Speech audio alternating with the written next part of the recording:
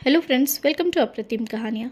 मैं आ गई हूँ फिर से लेके आपके लिए एक मज़ेदार सी कहानी, जादुई कुआं। संपूरा गांव का सबसे बड़ा खासियत और उसकी रहस्यमय बात था उसका एक साधारण सा दिखने वाला पुराना कुआं। वो डरावना तो नहीं था, लेकिन उसके बारे में कई कहानियाँ बनी हुई थी। लोग कहते थे वो कुआं जादुई है, इसमें अगर सिक्का डालो तुम्हारी सारी मनोकामनाएं पूरी हो जाएंगी।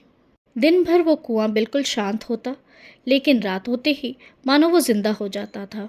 किसी की शादी पक्की हो जाती, किसी को नौकरी मिल जाती, तो किसी की बीमारी ठीक हो जाती।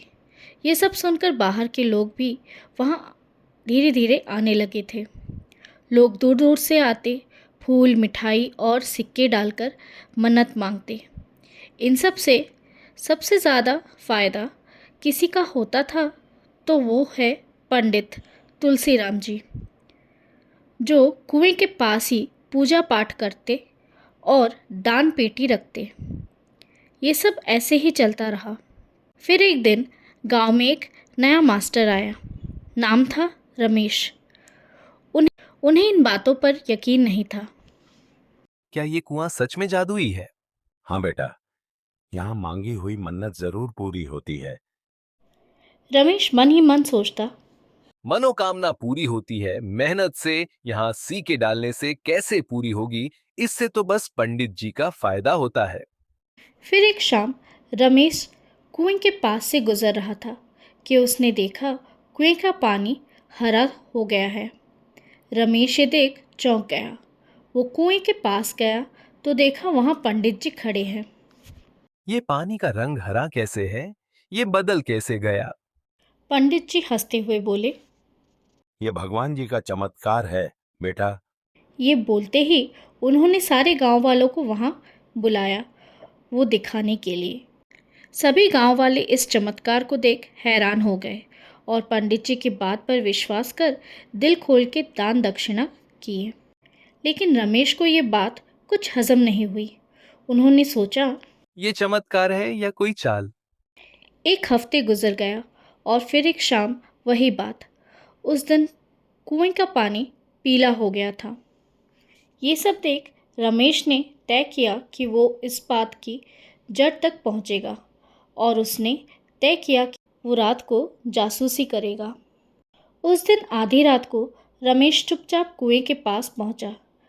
हवा में अगरबत्ती की महक थी, मंदिर की घंटियां बज रही थी। रमेश ने टॉर्च की रोशनी पानी में डाली। नीचे एक लोहे की बड़ी टंकी चमक रही थी। तभी पीछे से एक आवाज आई। कौन हो तुम और यहाँ क्या कर रहे हो? तुम तुम कौन हो?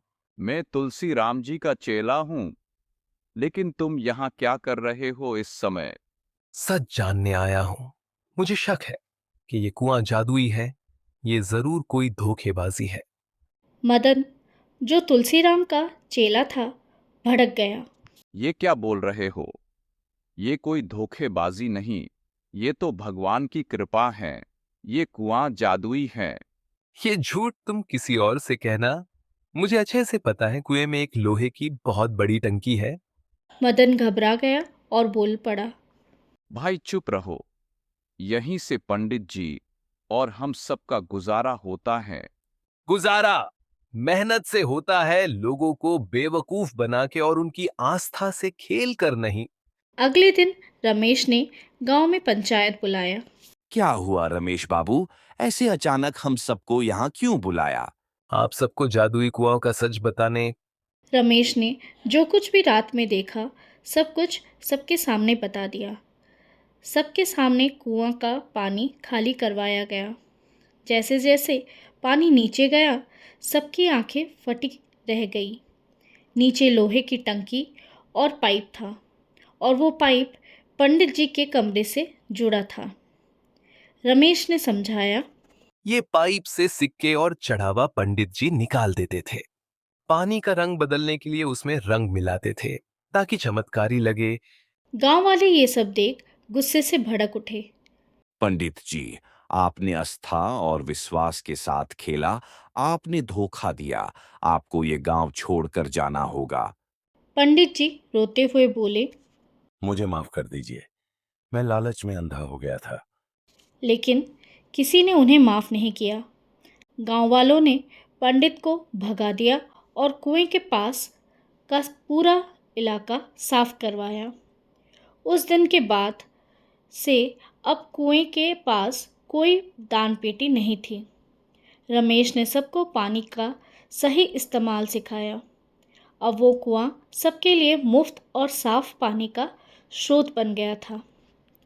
रमेश मुस्कुरा के बोला, सच को चाहे जितना छुपाओ वो कुएं के पानी की तरह ऊपर आ ही जाता है। आंख बंद कर किसी भी चीज पर भरोसा मत करो, वरना अंधविश्वास तुम्हारी मेहनत और समझदारी को निगल जाएगा। जल्दी मिलते हैं एक नई कहानी के साथ। तब तक के लिए चैनल को like share subscribe. Thank you.